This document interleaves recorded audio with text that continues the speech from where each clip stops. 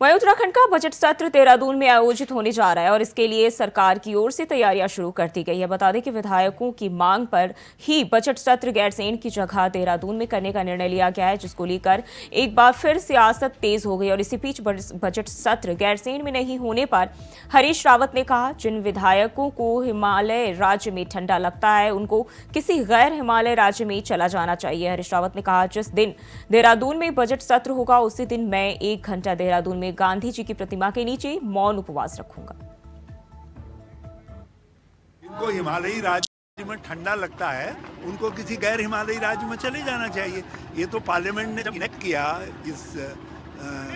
जिसके अंतर्गत हमारा राज्य बना, तो उस समय इसको हिमालयी राज्य के रूप में ही इसका लेजिस्लेशन बना है और पारित हुआ है। तो हिमालय में बर्फ भी गिरेगी, बारिश भी होगी, जंगल भी होंगे, चढ़ाई भी होगी। ये तो स्वभाव है हिमालय का। जो हिमालय की स्वभाव के साथ नहीं चल पा रहे हैं, कितना अफसोस है। और विधायकों को मुझे तो लग रहा है कि सरकार स्पॉन्सर्ड योजना थी ये कि बजट सत्र वहाँ न हो, और विधायकों से कागज मंगवा लिया। सरकार को फैसला करना चाहिए।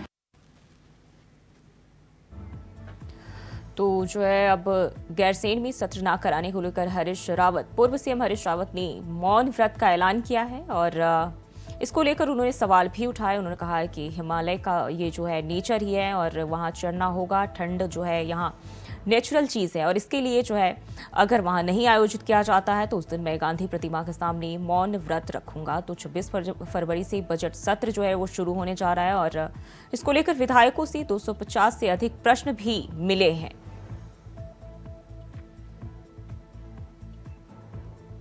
इसके साथ ही हरीश रावत ने कहा कि हिमालय राज्य में ठंडा लगता है, उनको किसी गैर हिमालय राज्य में चले जाना चाहिए। तो इसको लेकर बजट सत्र आयोजित करने को लेकर जो पूर्व सीएम हरीश रावत ने सवाल उठाए हैं और इसके साथ ही उन्होंने मौन व्रत का ऐलान भी किया है।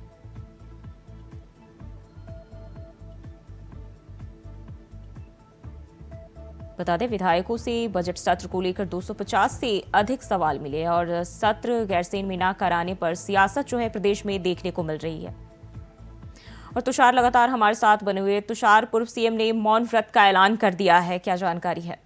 देखिए, बिल्कुल जिस तरह से गैरसैंण में इस बार जो बजट सत्र है वो आयोजित होने जाने की जो बात थी वो संविधान तौर पर होना था, लेकिन फिर भी जो विधायकों की मांग थी, 40 से अधिक विधायकों ने ये लिखकर पत्र लिखा है कि विधानसभा अध्यक्ष को कि इस बार जो बजट सत्र हो वो देहरादून में हो, जिसके बाद सरकार ने इस फैसले को मान लिया है और इस बार जो बजट सत्र होने वाला है वो देहरादून में आयोजित होने वाला है और 26 फरवरी से लेकर 1 मार्च तक ये पूरा सत्र चलने वाला। लेकिन जो विपक्ष है लगातार इसमें सवाल उठाता हुआ नजर आ रहा है। प्रदेश अध्यक्ष करण मारा ने भी कई सवाल उठाए थे कि अगर मेरे पार्टी के विधायक इसमें जुड़े हैं, क्योंकि जो पार्टी विपक्ष और साथ साथ सत्ताधारी सरकार है, दोनों के जो नेता है उन्होंने ये पत्र लिखकर विधानसभा अध्यक्ष को ये कहा था कि वहां पर ठंड बहुत है, ऐसे में देहरादून में जो सत्र है वो कराया जाए। जिसके बाद जो विपक्ष के जो नेता है वो लगातार हमलावर करते हुए नजर आ रहे हैं। करण मारा का साफ कह रहा था कि अगर मेरे भी इसमें विधायक है, मेरे भी कांग्रेस के विधायक इससे जुड़े हुए हैं और ऐसा पत्र उन्होंने लिखा है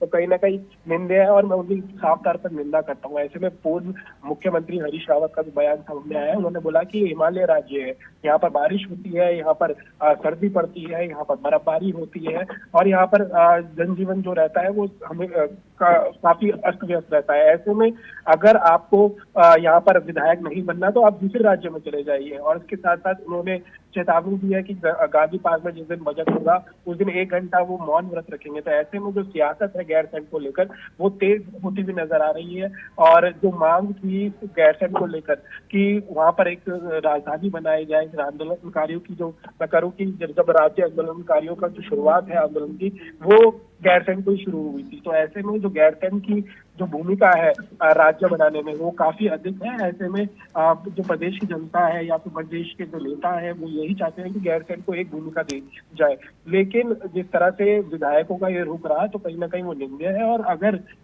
ऐसा नहीं होता कि अगर गैरसैंण को वहां पर बजट सत्र नहीं होता तो वहां पर कई विकास कार्य हुए हैं, विधानसभा बनी है, तो वो सब बेकार जाएगा, उसका जो पैसा लगा है वो भी बर्बाद जा रहा है। तो ऐसे में बहुत जरूरी है सरकार को कि गैरसैंण के बारे में सोचा जाए। गैरसैंण की जो मूल है हमारे राज्य आंदोलनकारियों के, उसके बारे में सोचा जाए। और जी तुषार, बहुत बहुत शुक्रिया आपका तमाम जानकारी के लिए।